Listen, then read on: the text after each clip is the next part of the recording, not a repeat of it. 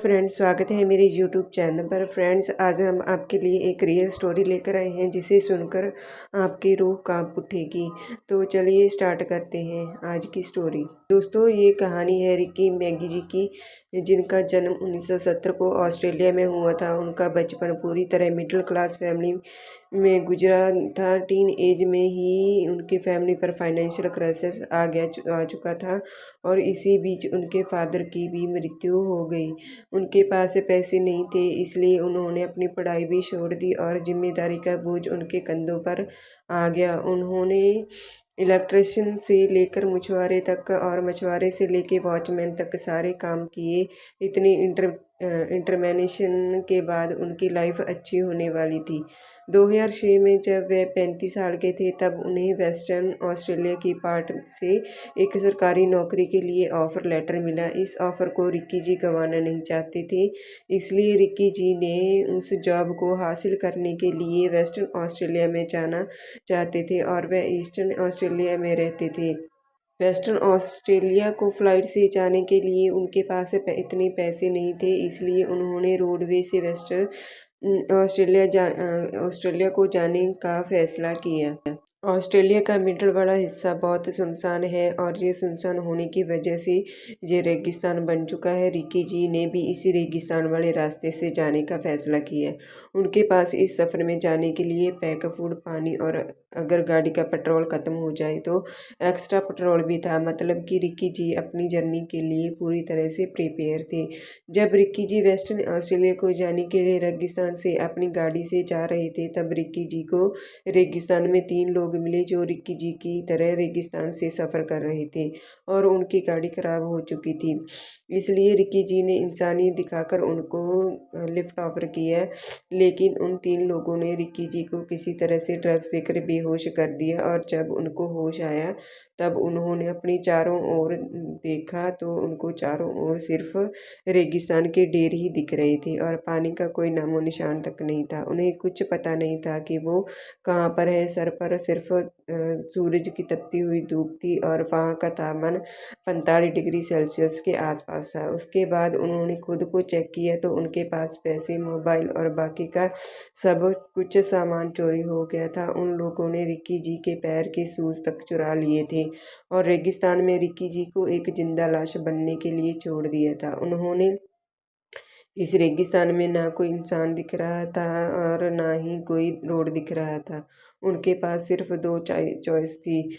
पहला, वे किसी दिशा में चलता जाए और जीने की कोशिश करता रहे। दूसरा, वहीं पर पड़ा रहे और अपनी मौत का इंतज़ार करता रहे। लेकिन दोस्तों, रिकी जी ने पहले वाले ऑप्शन को चूज़ किया। उन्होंने ज़िंदा रहने के लिए हर हालात का सामना करने के लिए तैयार हुए और वे एक ही डायरेक्शन में चलने लगे। घंटों तक उन्होंने उसी डायरेक्शन में चलते रहे, लेकिन कुछ ही देर बाद उनकी भूख और प्यास से हालत ख़राब होने लगी। उन्हें भ्रम होने लगा कि उनके सामने पानी है, लेकिन जब वे पानी के पास चले जाते तो उनके हाथ में सिर्फ धूल और मिट्टी ही आती थी। थोड़ी देर चलने के बाद उनके सामने एक रेत का एक पहाड़ आया। उसके ऊपर चढ़ने के बाद उनको एक सीजनेबल नदी दिखी। पहले तो उनको अपनी आंखों पर विश्वास नहीं हुआ, लेकिन वो जिन्हें जीने का एक भी मौका नहीं छोड़ना चाहते थे। उन्होंने जब चेक किया तो उनके बहुत खुशी हुई, लेकिन उनकी खुशी कुछ ही पलों की थी, क्योंकि उस नदी का पानी पीने लायक नहीं था। इसलिए उन्होंने पानी के बहाव के साथ ही अपना रास्ता चूज़ किया।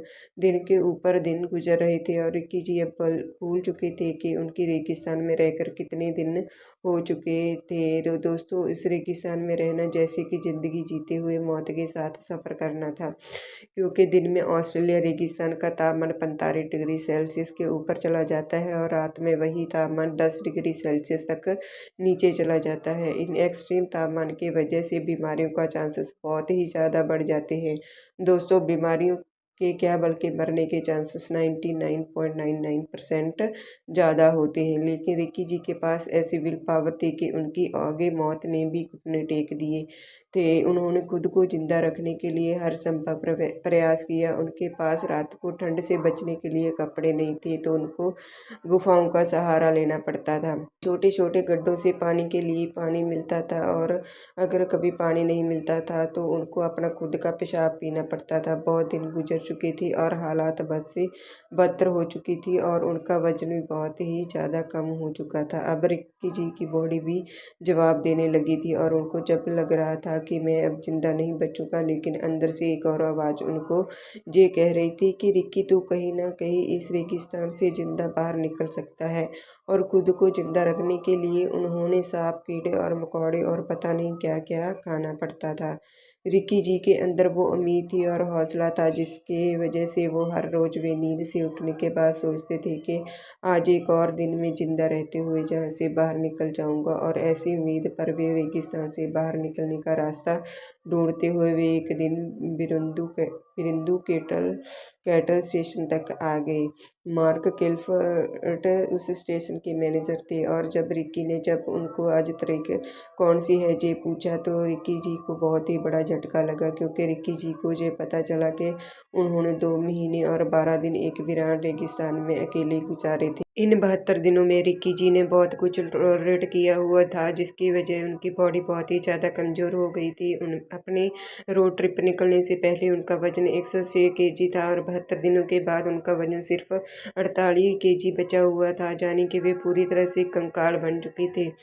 उन्हें देखकर स्टेशन के मैनेजर को भी शौक लगा था। दोस्तों, इस रेगिस्तान से निकलने के बाद और खुद को फिर से रिकवर करने के बाद रिक्की जी ने खुद के लाइफ पर एक किताब लिखी जिसका नाम लेफ्ट फॉर डेड है। दोस्तों, इस कहानी से हमें क्या कुछ सीखने को मिलता है।